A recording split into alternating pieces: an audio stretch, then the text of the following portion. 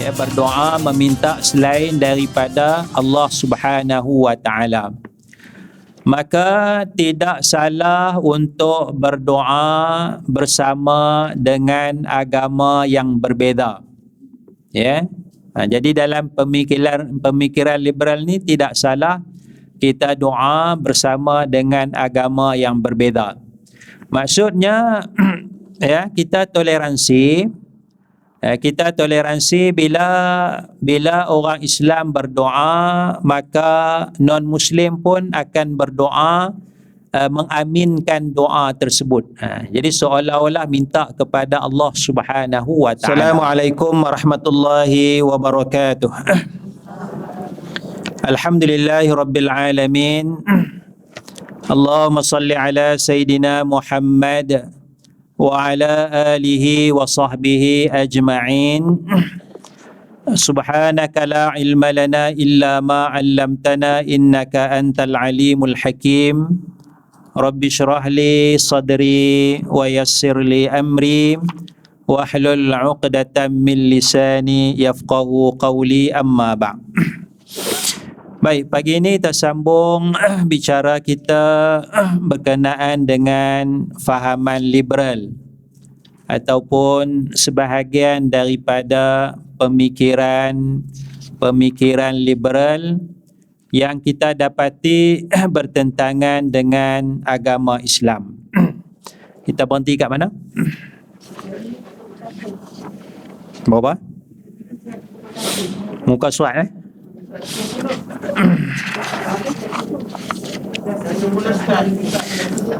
kita masuk muka surat 31.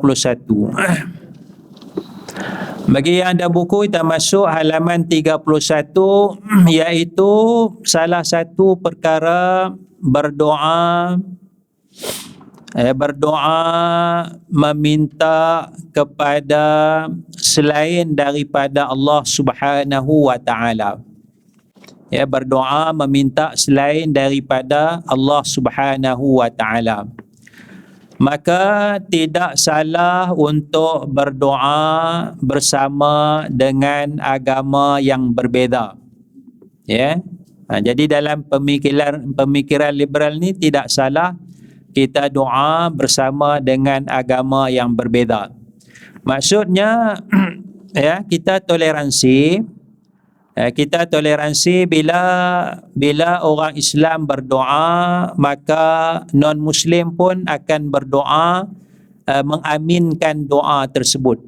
Jadi seolah-olah minta kepada Allah Subhanahu wa taala.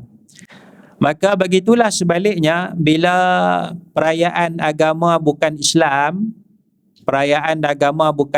non-Muslim berdoa meminta kepada dewa-dewa, Tuhan-Tuhan sembahan mereka, maka kita sebagai Muslim juga sewajarnya bersama-sama mengaminkan doa tersebut, ataupun kita doa minta kepada Tuhan-Tuhan sembahan mereka. Ya. Ini maknanya dalam kita kata toleransi beragama lah.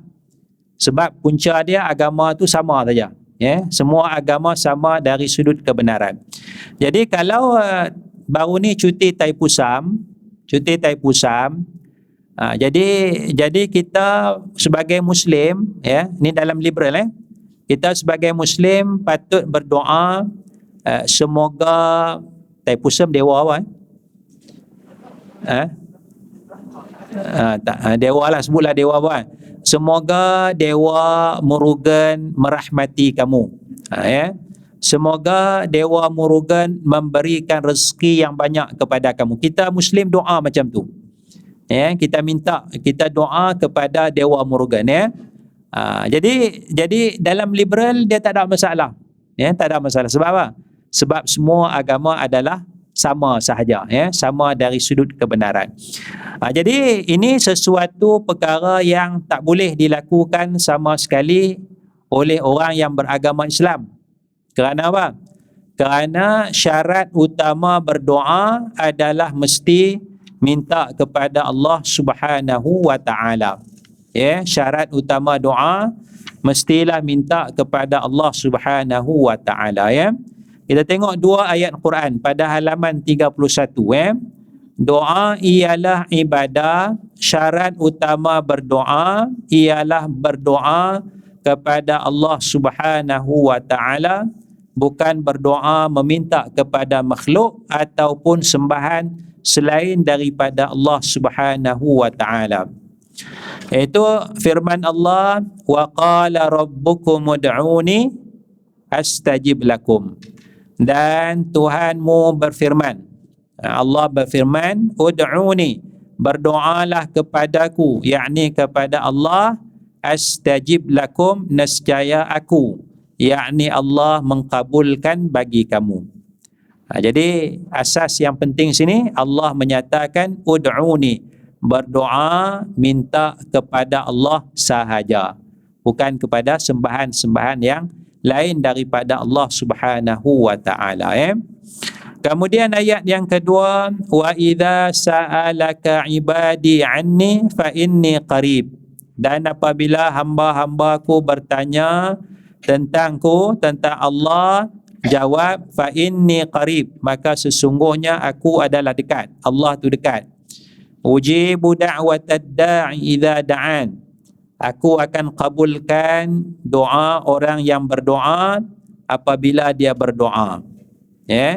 Doa minta kepada Allah Subhanahu wa taala. Allah akan kabulkan bila dia berdoa. Idza da'ani tu, berdoa. Da'ani, ada aku situ. Apabila dia berdoa kepada aku. Jadi daripada dua ayat ni jelas bahawa doa hanyalah kepada Allah Subhanahu wa taala. Kita boleh doa kebaikan untuk orang kafir. Doa supaya orang kafir tu sihat, boleh tak? Boleh. Kita boleh doa supaya orang kafir tu kaya, boleh tak? Boleh. Tapi yang tak bolehnya bila kita minta kepada selain daripada Allah. Maknanya kalau raya Cina, apa dewa dia? Kita pun sebut, moga dewa kekayaan memberikan kamu kekayaan. Kan? Itu maknanya doa dah, ibadah. Itu tak boleh. Jadi apa yang kita boleh? Yang kita boleh, semoga Allah memberi kamu kekayaan. Kena gunakan Allah. Kalau di Pavali Taipu Zabun, kita nak ucap selamat kepada kawan kita beragama Hindu, semoga Allah memberikan kamu kesihatan yang baik.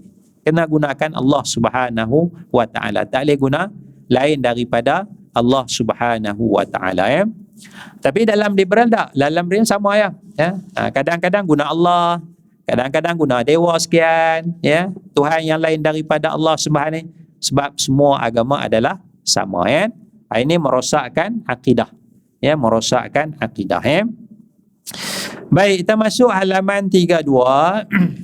Halaman 32, penerimaan dan pentafsiran hadis Nabi berdasarkan logik akal sahaja. Jadi dalam pemikiran liberal, salah satu asasnya dia nak terima hadis tu, dia tengok sesuai ataupun tidak dengan akal. Kalau akal boleh terima, maka hadis tu diterima. Kalau akal tak boleh terima, maka hadis tu ditolak. Jadi neraca timbangan dia adalah kepada akal sahaja. Akal okey, akal tak okey. Maka mereka liberal menyatakan riwayat hadis Nabi yang bertentangan dengan akal, maka ia riwayat hadis yang ditolak. Kalau akal tak boleh terima. Contohnya, riwayat hadis agar direndam lalat yang jatuh ke dalam air minuman. Kita tengah minum, teh tarik ke, Nescafe ke, tiba-tiba ada lalat seekor dalam cawan ni. Air tu baru minum sikit je, ada 3 suku lagi, 3/4 lagi. Jadi dalam hadis dia suruh buat apa? Rendam, rendam, ambil sudu ke, rendam lalat tu, dan keluarkan lalat, kemudian air tu diminum. Jadi agak-agak saya nak tanya ni, siapa yang sanggup buat?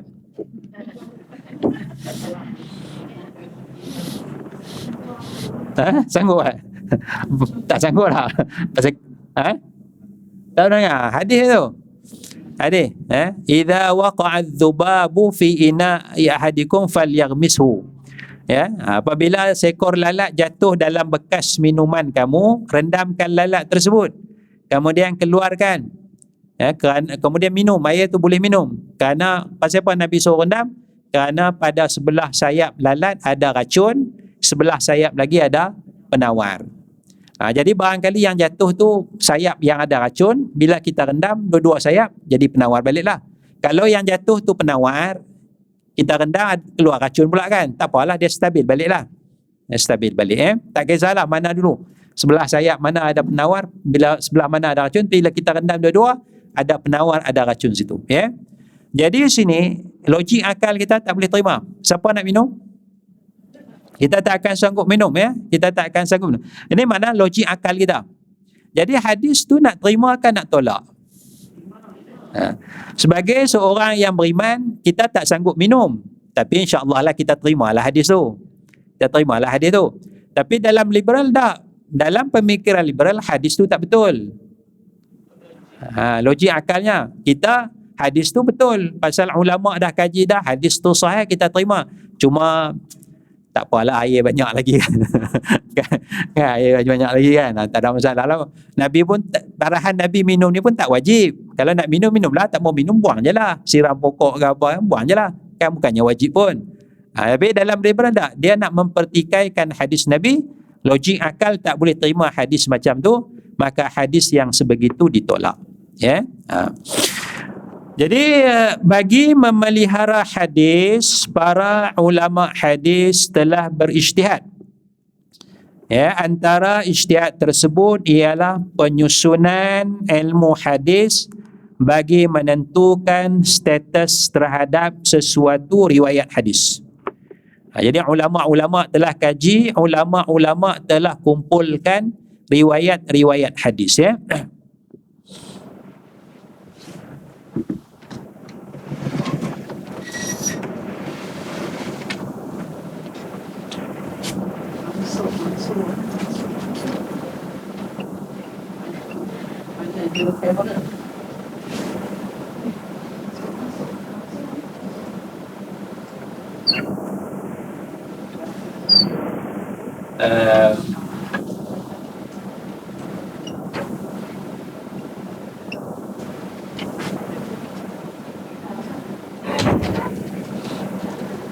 Baik, jadi ulama-ulama hadis susun kitab-kitab hadis, susun kitab hadis, tulis kitab hadis. Antaranya yang awal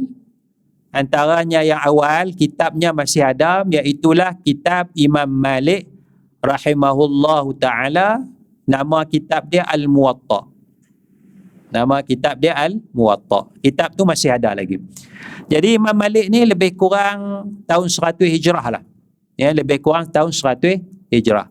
Maknanya ialah ulama-ulama telah mula menulis, menyaring hadis-hadis Nabi sallallahu alaihi wasallam. Kemudian zaman Imam Syafi'i, kemudian zaman Imam Bukhari, Imam Muslim, Imam Abu Daud yang kita baca Sahih Bukhari, Sahih Muslim dan sebagainya. Dan kemuncaknya adalah kemuncak pengakhirannya adalah pada zaman Imam Baihaqi. Imam Baihaqi rahimahullah ta'ala, dia meninggal lebih kurang tahun 48 lebih kosong, itulah 480 Hijrah ke atas, gitulah lebih kurang. Maknanya tak sampai tahun 500 Hijrah. Tak sampai tahun 500 Hijrah. Jadi dia punya hadis dia setakat tu je. Setakat sampai kepada zaman Imam Baihaqi. Maksudnya Imam Baihaqi ni dia boleh trace balik hadis Nabi tu sampai kepada Rasulullah sallallahu alaihi wasallam. Jadi sanad dia tu sambung. Sanad daripada Imam Baihaqi, daripada guru dia sampai kepada sahabat, sampai kepada Rasulullah sallallahu alaihi wasallam. Jadi zaman ni dipanggil asrul riwayah, zaman periwayatan hadis.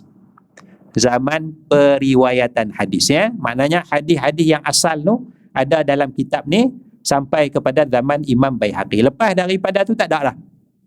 Lepas daripada zaman tu semua kitab dia akan rujuk balik kepada kitab-kitab ni. Kitab-kitab Imam Baihaqi, Imam Bukhari, semua akan rujuk balik. Tak ada hadis baru, tak ada dah. Hadis baru tak ada dah. Jadi kalau orang kata ada hadis yang baru yang tak ada dalam kitab-kitab ulama zaman riwayat ni sampai Imam Baihaqi itu sesuatu yang pelik. Ya, kerana ulama dah habis kaji dah hadis ya sampai kepada zaman Imam Baihaqi. Ya, Imam Baihaqi boleh trace sama macam Imam Bukhari lah. Imam Bukhari boleh ambil hadis sampai kepada Rasulullah, Imam Baihaqi pun dia boleh cari balik hadis sampai kepada Rasulullah sallallahu alaihi wasallam. Jadi dia panggil zaman ni asrul riwayah, zaman periwayatan hadis ya. Jadi ilmu hadis ni melalui tempoh yang panjang. Ya, melalui tempoh yang panjang lebih kurang 400 tahun, 500 tahun kematangan ilmu hadis ni. Ya. Jadi sesuatu ilmu tu bila dia telah dikaji dengan tempoh yang panjang, dia telah mengalami kaedah yang kuat, mengalami kritikan dan sebagainya, dan dia sebagai suatu ilmu yang kukuh yang kita tak boleh nak gertak lagi dah ya. Nak goyah tak boleh dah kerana dia telah melalui tempoh yang panjang ya. Itu ilmu hadis. Ya, ilmu hadis. Jadi ulama dah kaji habis dah sama ada bertentangan dengan akal ataupun tidak. Ada.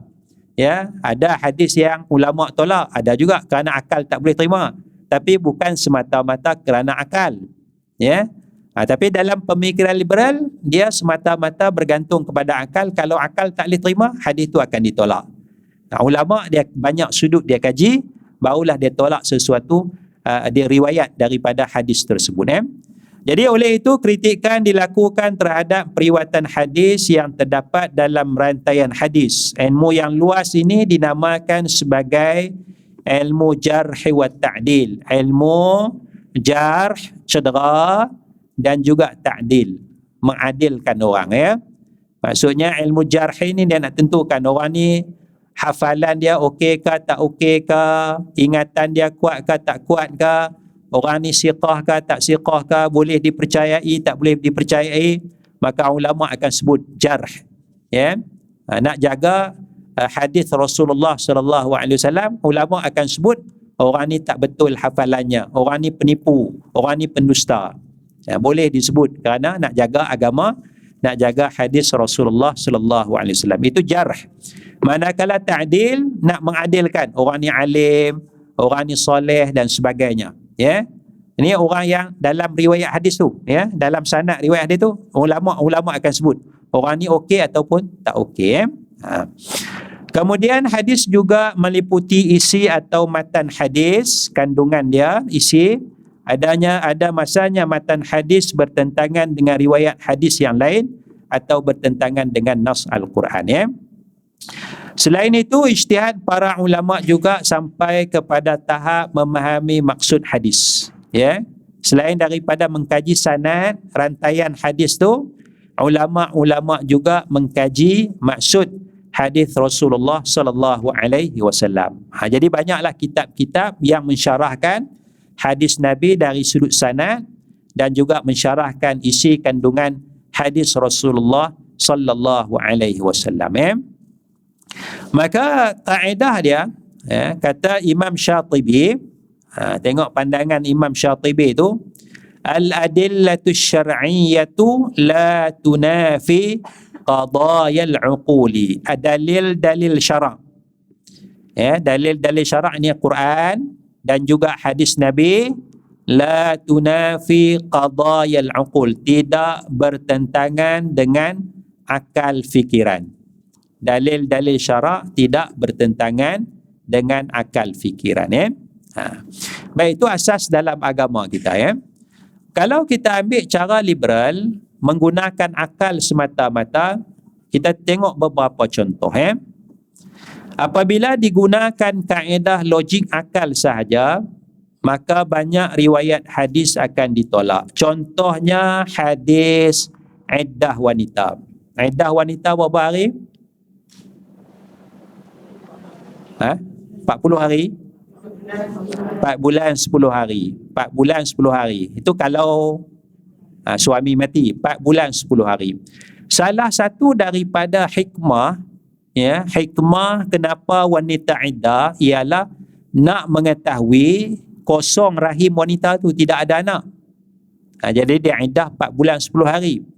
Tapi kalau akal kita nak kena tunggu 4 bulan 10 hari kan, kita boleh check terus ya, mengandung ke tak mengandung.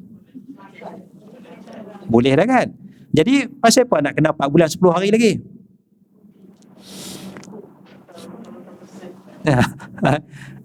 Dah minggu sudah suami dah mati, hari ni pergi check tengok kencing ke apa ke kan, tengok hospital, oh tak mengandung dah. Patut habis haidah lah. Boleh lah dia.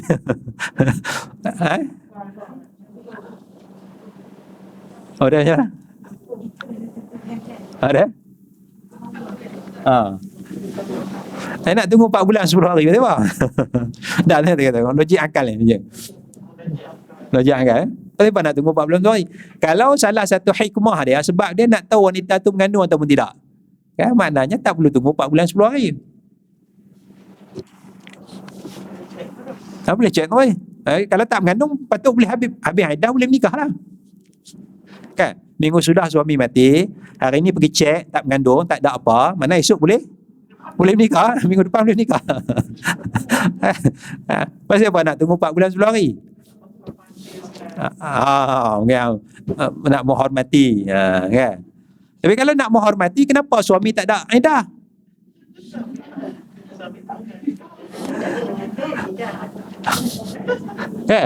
Kalau suami mati, isteri kena iddah 4 bulan 10 hari pasal satu nak bagi rahim dia kosong, tengok kita boleh check cepat. Yang kedua pasal nak menghormati suami dia tu 4 bulan 10 hari. Tapi kenapa suami bila isteri mati tak tunggu 4 bulan 10 hari sebagai menghormati isteri?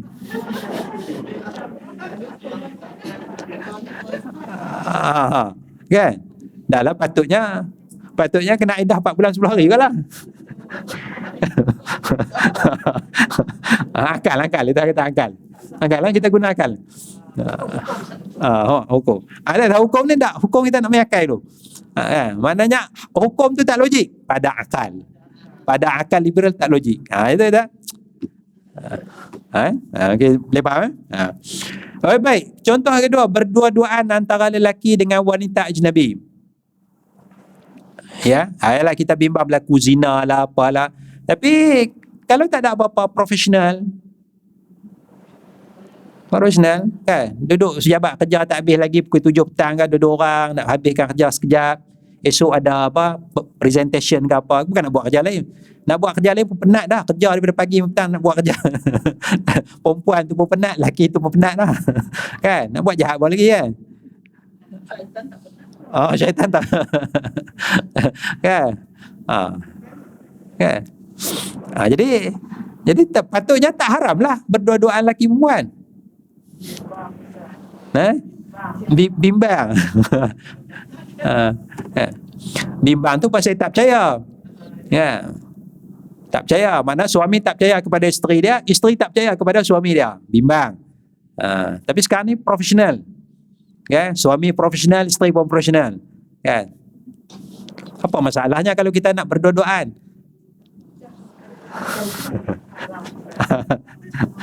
Ini logik akal. Logik akal Contoh ketiga, wali nikah bagi wanita.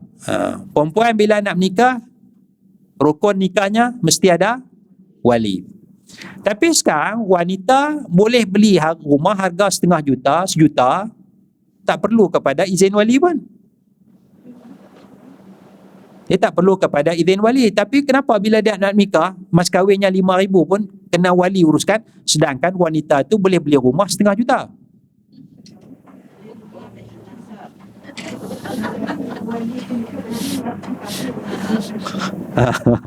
Lo akal. Pandai-pandai lah jawab. Saya nak bagi faham pemikiran liberal.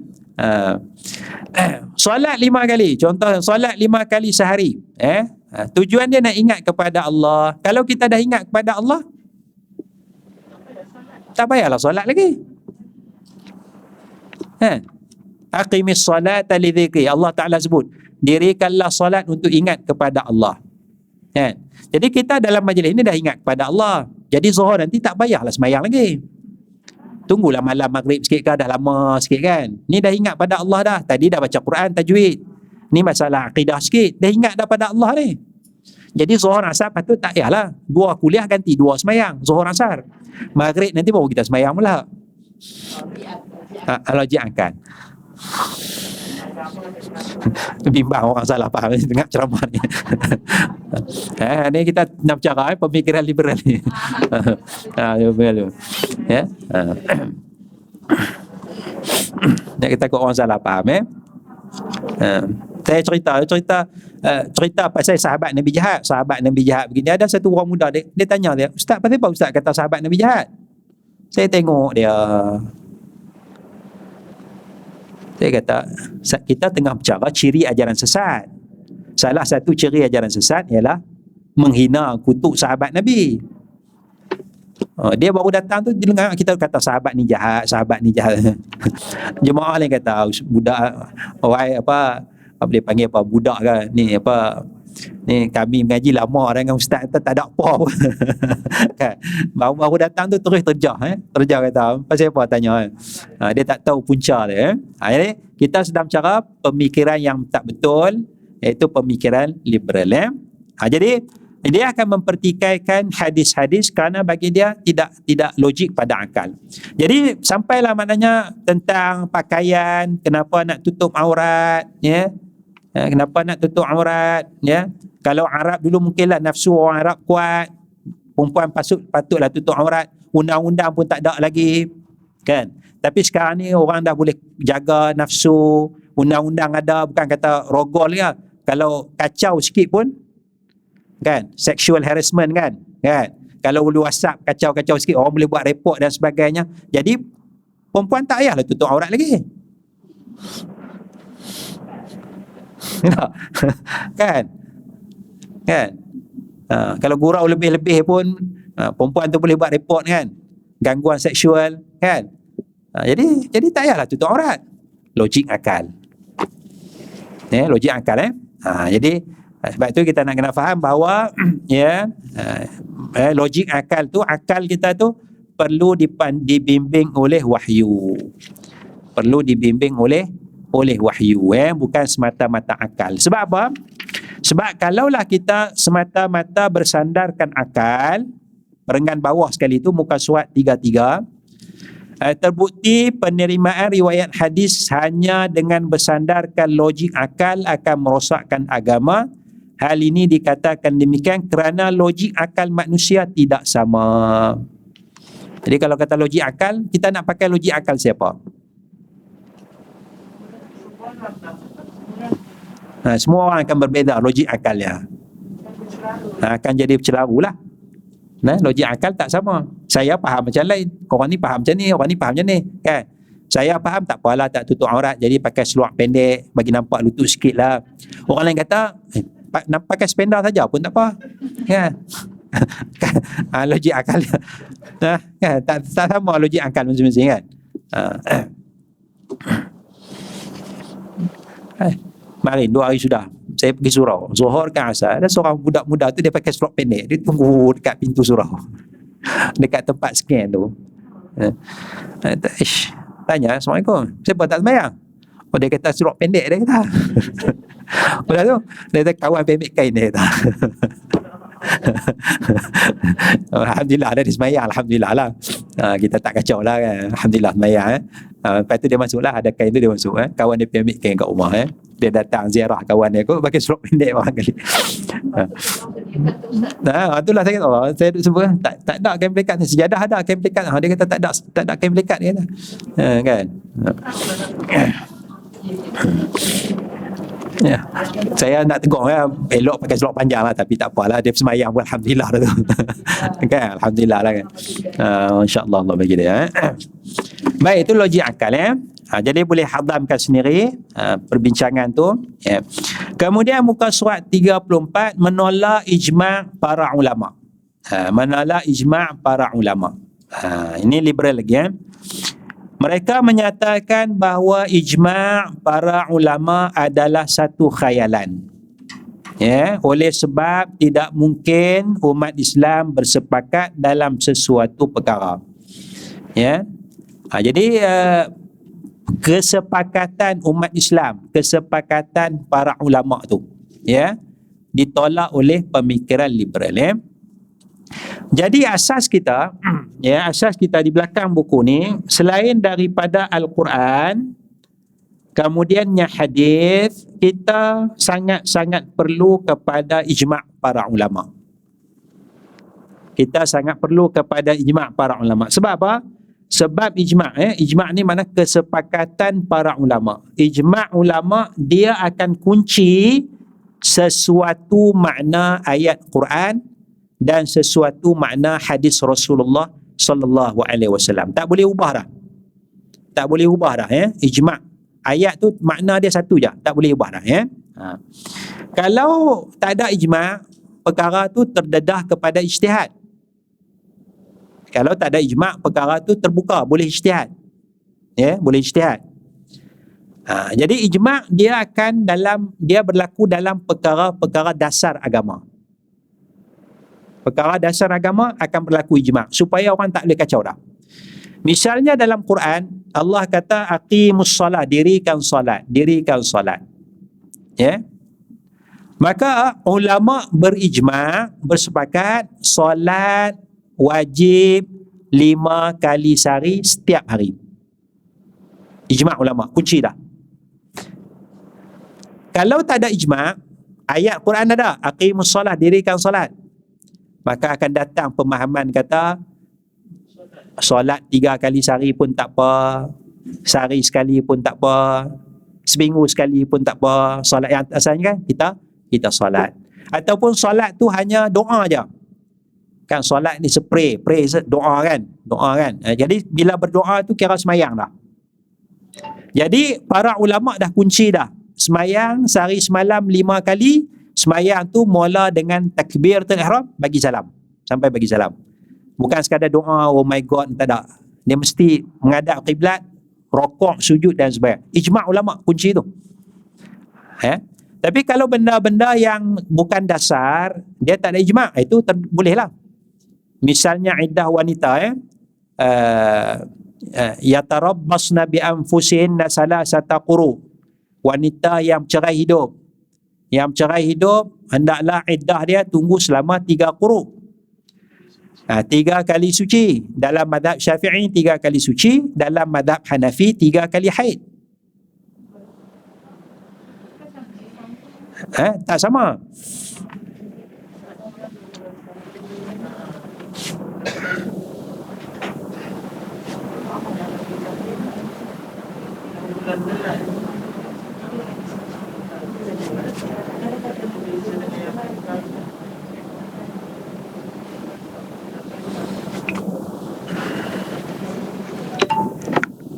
Jadi bila 3 kali suci,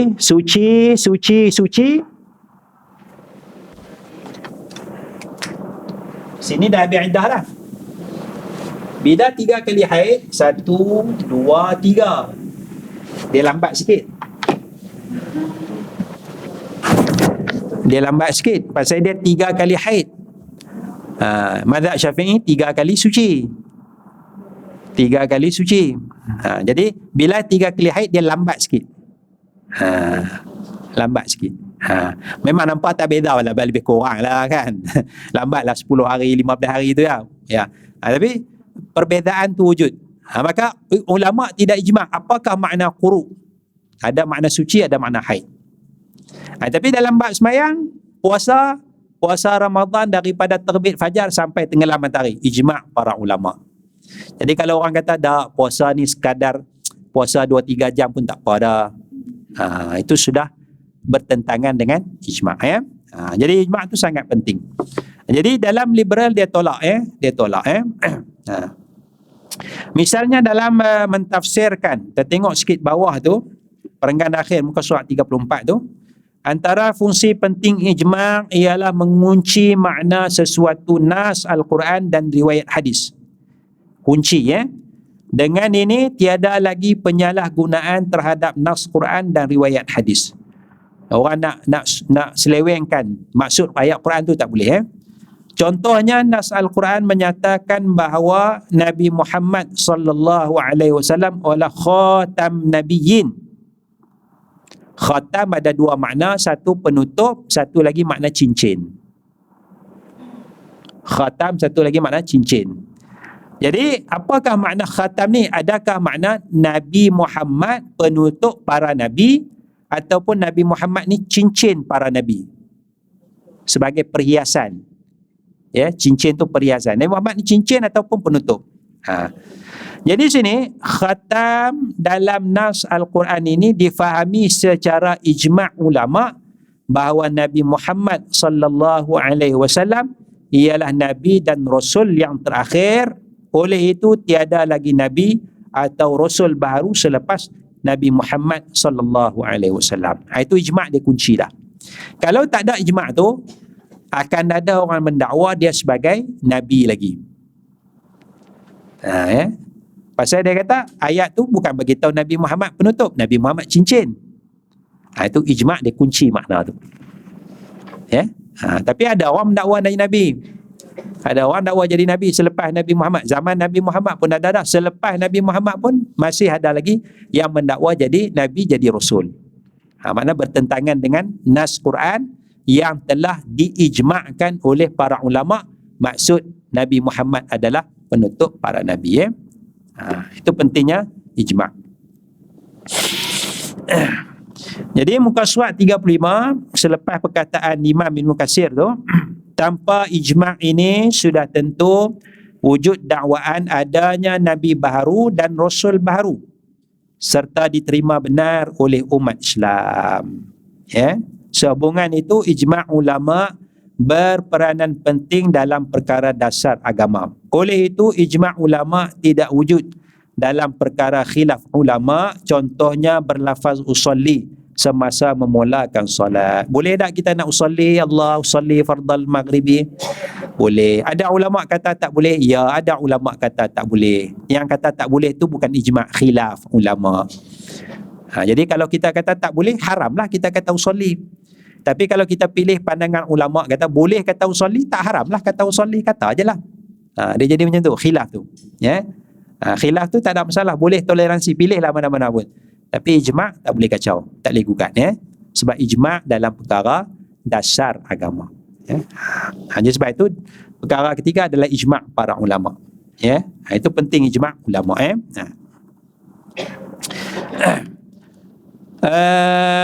Para ulama sunni telah ijma' bahawa nikah mut'ah adalah haram.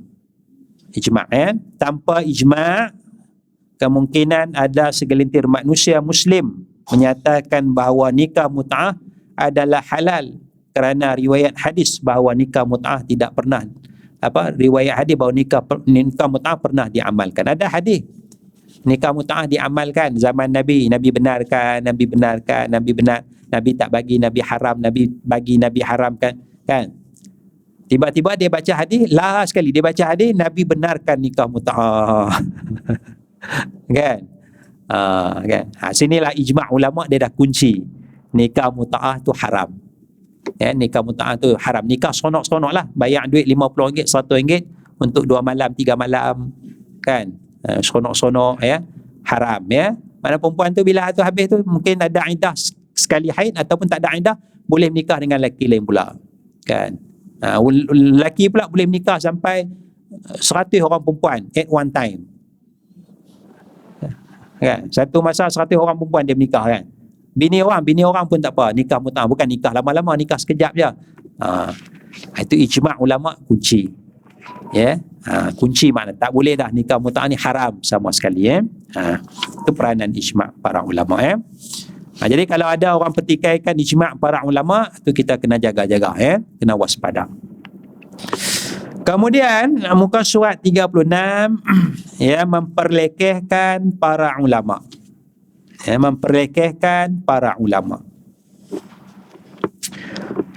Mereka menyatakan ulama ialah manusia yang berijtihad. Ijtihad terdedah kepada kebenaran dan kesilapan.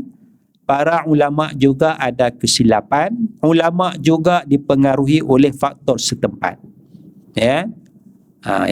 Jadi ulama ada kesilapan ijtihad dan sebagainya. Jadi tak perlulah kita nak ikut sangat ulama-ulama ni. Imam Syafi'i ke, Imam Malik ke, Imam Ahmad ke, tak, Maknanya kita boleh lawan ya pandangan-pandangan ulama tu, bahkan kita tak ikut mana-mana ulama pun tak apa. Sebab ulama juga manusia macam kita. Ya. Sedangkan ulama mempunyai kedudukan ya di dalam Quran dan di dalam hadis Rasulullah sallallahu alaihi wasallam. Ya. Misalnya dalam hadis disebut al-ulama warasatul anbiya. Ulama tu waris para nabi. Ya, ulama waris para nabi. Maknanya waris dari sudut ilmu, ya. Dan sifat ulama ni salah satu sifatnya ialah takut kepada Allah. Innama yakhsyallaha min ibadihil ulama. Hanya sesungguhnya, ayat muka surat 37 tu. Sifat takut kepada Allah tu, innama yakhsyallaha min ibadihil ulama. Hanya sesungguhnya yang takut akan Allah dalam kalangan hamba Allah al-ulama ialah para ulama. Jadi ciri seorang ulama tu dia mesti takut kepada Allah Subhanahu wa taala. Kalau dia kata ke orang, suka kutuk orang dan sebagainya, ya, maka dia tidak takut kepada Allah Subhanahu wa taala, itu bukan ulama, ya. Cuma kita lihat kepada kepetahan seseorang, maka kita akan anggap orang tu sebagai ulama. Kita akan lihat orang tu pakai jubah, ya, pakai kain plekat, ya, maka kita anggap orang tu sebagai ulama, ya. Kita tengok orang tu gantung tasbih, masya-Allah, rajin berzikir, dia tu ulama besar, ya. Lagi besar tasbihnya, lagi besarlah keulamaannya. Itu pandangan kita, ya, persepsi kita. Sedangkan dalam Quran bukan begitu, ya, bukan begitu, ya. Innama yakhsyallaha min ibadil ulama. Hanya sesungguhnya yang takut kepada Allah di kalangan hamba-hambanya ialah ulama. Jadi sifat utama adalah takut kepada Allah Subhanahu wa taala. Yang keduanya, sifat ulama ni dia mesti ada ilmu. Dia mesti ada ilmu, ya. Jadi sebab itu perkataan sahabat Nabi, kalau tak silap ni sahabat Nabi, muka surat 36 tu, kita nak beza ulama dengan penceramah. Ulama berbeza dengan penceramah. Ya, ulama ramai pada zaman Nabi sallallahu alaihi wasallam dan zaman para sahabat, manakala penceramah tidak ramai. Selepas itu ulama semakin sedikit, sebaliknya penceramah semakin banyak. Jadi istilahnya disebut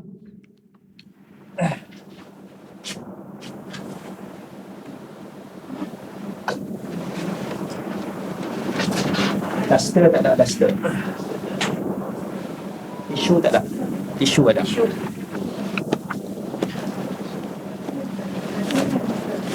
Apa dia? Banyak.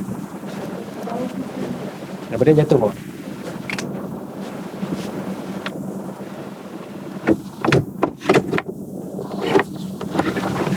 Apa? Dia pakai.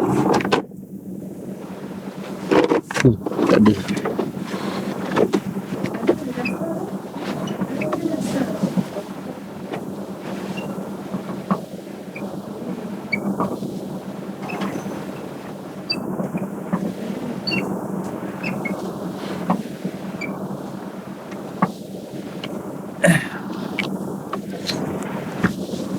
Jadi zaman Nabi kasirun fuqaha'uhu.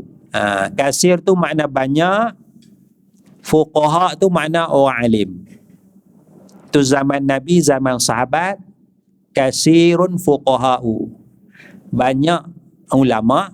Ini perkataan sahabat Nabi. Abdullah bin Mas'ud kalau tak salah, dia sebut, zaman Nabi, zaman sahabat, banyak ulama, qalilun, sikit, khutbah, penceramah. Orang yang petap cakap dan sebagainya sikit. Yang banyak orang alim. Itu zaman Nabi, zaman sahabat. Kemudian disebut lagi akan datang satu zaman, qalilun fuqaha'u, sikit orang alim, kasirun khutaba'u, banyak penceramahnya. Ya. Zaman kita lah tak? Zaman kita lah. Jadi orang alim tu sikit, yang banyaknya adalah penceramah, ya. Malangnya kita umat Islam mengangkat penceramah itu sebagai ulama besar. Ya, kita mengangkat penceramah itu sebagai ulama besar, ya. Katalah seorang tu dulu jahat, baru 2 tahun, 3 tahun berhijrah, pakai kepiah, pakai songkok sikit, Kan? Dulu tak pernah sembahyang. Tiba-tiba 2 tahun, 3 tahun hijrah, kita pun angkat dia sebagai ulama besar. Kan? Itu budaya kita, persepsi kita gitu. Jadi kalau dulu mengaji pondok berapa tahun? 10 tahun tu sikit lah tak? Dulu nak buka pondok tradisi dulu dia kena dapat, yang saya tahulah, dapat kebenaran daripada tok guru dia baru boleh buka pondok. Jadi kalau tak dapat kebenaran, dulu orang mengaji pondok, tapi yang buka pondok tak banyak. Berapa orang yang buka pondok? Maknanya yang nak buka pondok dulu ni jago betul. Jago betul. Dia dah jadi kepala mutalaah, istilah dia. Sebelum dia jadi tok guru tu, dia jadi orang kanan tok guru, dia panggil kepala mutalaah, kepala telaah. Macam tutor lah. Jadi tutor dulu mengajar budak-budak baru masuk pondok kan. Dia dah berapa lama dah, barulah dia habis mengaji, tok guru dia kata balik buka pondok, baru dia buka pondok. Dia dapat kebenaran, diperakui ilmunya. Jadi mengaji 10 tahun, 15 tahun dengan pondok, baru dia boleh. Lepas tu pula biasanya pergi Mekah pula. Pergi Mekah dulu, duduk 5-6 tahun Mekah, baru balik buka pondok kan. Itu tradisi dahulu. Jadi kerana tradisi ilmu yang kuat pada zaman dahulu, kita tak dapati masalah. Tak ada masalah pun. Tok guru pondok dia bawa benda pelik ke, benda mengarut ke, tak ada kan. Tapi hari ni cepat sangat, cepat sangat. 2-3 tahun buka pondok dah. Baru je. Sana pondok, sini pondok, sana madrasah, sini madrasah, dan cepat sangat. Pula dana pula sekarang ni senang kutip. Beli tanah bayar dah, tanah 300,000, bayar 10,000 dah. Kalau tak bayar dalam masa 2 bulan, burn 10,000 tu. Jadi tuan-tuan kena cepat bantu ni. Ini perjuangan Islam, nak beli tanah ni, nak buka pondok.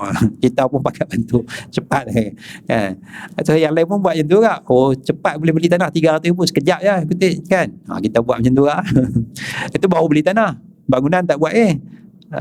Jadi cepat sangat. Cepat. Jadi itu kita nak kena tengok budaya tu. Jadi saya bimbang maknanya bila cepat sangat ilmu tak berapa kuat, silibus pendidikan tak tahu lagi kan. Kita pula tersalah hantar anak kita, ingat bagus pondok tu hantar, tapi tak mengaji apa pun. Pasal guru yang buka pondok pun dia pun tak ada ilmu pun. Dia pun tak ada ilmu. Silibus nak baca kitab apa pun tak tahu lagi. Silibus bukan senang nak buat silibus tu kan. Nak mengajar bukan senang. Nak mengajar daripada budak tak kenal alif bata, nak mengajar bukan senang kan. Macam mana pedagogi dia nak mengajar, bukan senang, payah tu. Tapi sekarang buka pondok jadi sangat senang, sangat senang. Sedangkan nak pengisian satu perkara yang sangat sukar. Jadi nak tengok balik perkara-perkara yang sebegitu.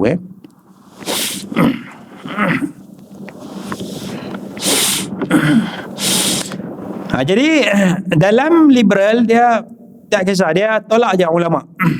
Mufti pun dia marah, dia tolak. Kan ada mufti Perak dulu kena, dia bagi anugerah apa mufti Perak? Tan Sri Harun Sani tu. Dalam pentadbiran kita, ulama ni mufti lah.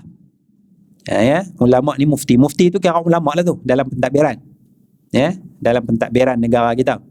Siapa yang dilantik jadi mufti kira ulama lah. Mufti tu ulama tu mufti. Dia cara mudah gitu.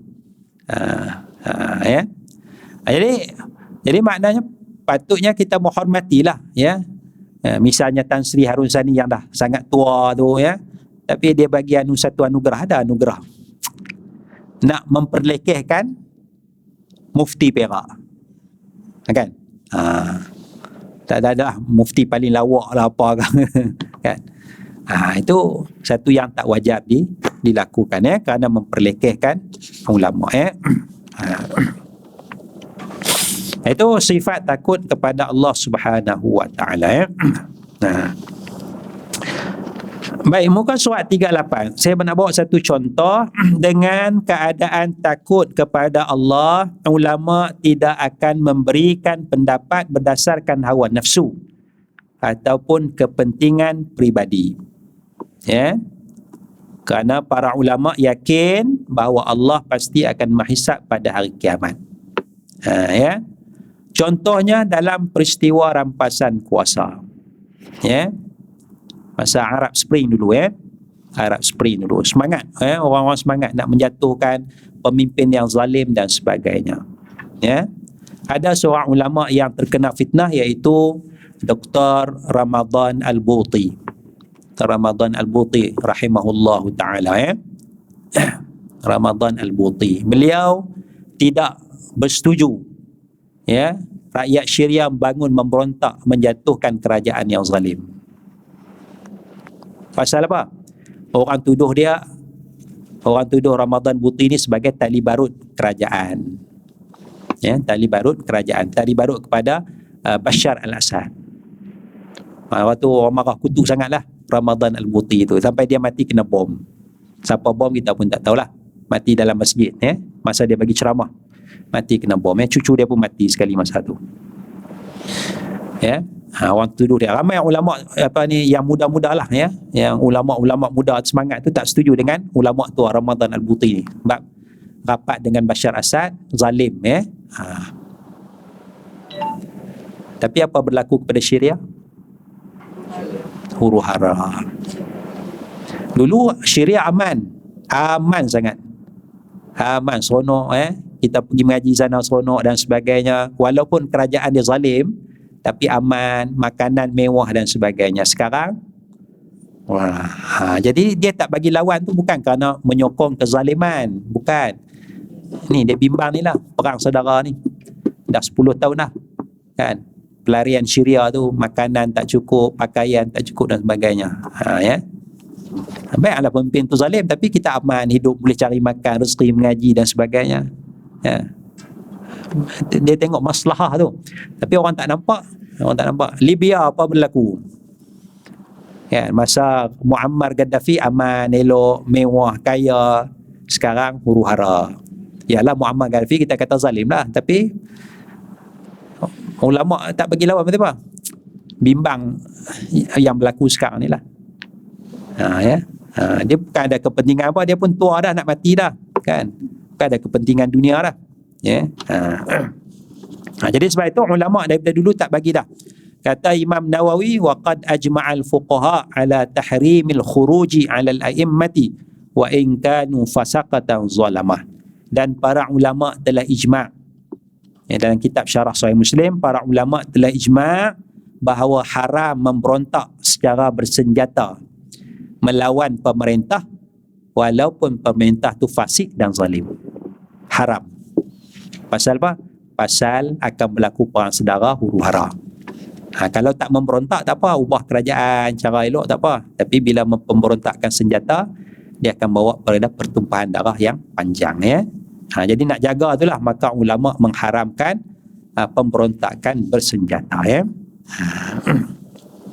Itu antara fatwa lah, ya.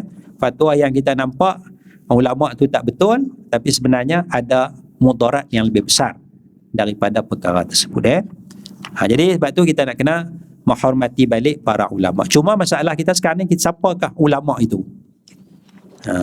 Kita nak kena lihat baliklah para ulama tu. Sebab tu dia kena ada lah, mungkin kena ada badan berautoriti yang nak menentukan orang ni sepatutnya ulama, orang alim dan sebagainya, ya. Sebab dalam kitab dia ada mufti yang digelar Mufti Majin, Al-Mufti Al-Majin, mufti yang kacau pemikiran dia. Dia fatwa tak betul. Maka ulama menetapkan kalau ada mufti macam ni, hendaklah diberi peringatan supaya tidak memberikan fatwa. Ada. Cuma autoriti mana yang nak menentukan? Yang ni layak bagi fatwa, yang ni tak layak bagi fatwa. Sebab mufti ni susah sikit, ya. Orang alim tu mungkin ada ramai sikit, tapi yang nak jadi mufti tu lagi sukar. Sebab mufti ni kadang dia kena tengok juga keadaan masyarakat. Kalau orang alim ni dia tengok je, dia tengok faqih ni, faqih dia tengok je, tengok benda sikit je. Dia kata hukum haram, harus. Tapi mufti ni nak timbang. Kalau dia kata haram, apa kesan dia? Kalau dia kata harus, apa kesan dia? Jadi dia nak hubungkan di antara nas Quran hadis dengan realiti semasa, dia nak hubungkan, baru dia boleh bagi fatwa. Tapi kalau orang faqih, orang alim saja, dia dia tak kira dah realiti masyarakat, dia kira haram-haram. Kan? Kita kata wajib qada semayang. Kalau qada semayang, wajib. Wajib. Tak mampu nak qada, 40 tahun tak pernah semayang, wajib qada 40 tahun. Orang tu dah tak boleh jalan kaki dah. Jalan tak boleh, bedridden, wajib qada. Itu kalau yang tak cerdik, dia tak tengok realiti. Kan? Tapi kalau mufti tu dia tak boleh cepat. Dia tanya, sebab tu mufti dia tak akan jawab cepat. Pasal apa? Nak tengok dulu realitinya macam mana. Ialah 40 tahun tak sembahyang. Saya tanya, saya jawab terus, wajib qada. Tapi kalau mufti tak jawab lagi. Jadi nampak mufti tak cerdik. Pasal mufti nak tengok dulu macam mana yang 40 tahun tu tak sembahyang tu, pasal apa? Kan? Sekarang ni macam mana? Sekarang ni bedridden. Kalau suruh qada, nak tengok tu. Jadi mufti tu level dia lain sikit. Sebab tu dia kena ada, dia perhalusi, dia tak boleh cepat jawab, dia kena tenang. Itu orang nak jadi mufti. Jadi penceramah lagi lah, penceramah tak, dia terus je. kan apa vaksin haram jadah, vaksin ni dia kata dulu dekat-dekat raya puasa ni naik kes 20,000 kan. Dulu tak ada pun, ni tak bagi kita raya puasa. Kan? Itu penceramah. Mufti tak boleh cakap macam tu, orang alim tak boleh cakap macam tu. Kan? Yalah, cuti di Pavali seminggu, banyaklah kes. Dia mudah je, cuti banyak, orang berjalan banyak, banyaklah kes. Kalau pakat duduk rumah, tak ada lah. Simple je matematik dia. Kan? Sebab ni kita bergaul dan sebagainya, lagi banyak kes lah. Jadi dia tak perhati benda tu. Dia tengok ni tak mau bagi raya puasa ni. Mujuk aku raya lah. Raya Cina tu dah raya lah. Itu makna tidak berhati-hati. Wallahu alam, kita berhenti setakat tu. Subhanakallahumma bihamdik, asyhadu an la ilaha illa anta, astaghfiruka wa atubu ilaik. Assalamualaikum warahmatullahi wabarakatuh.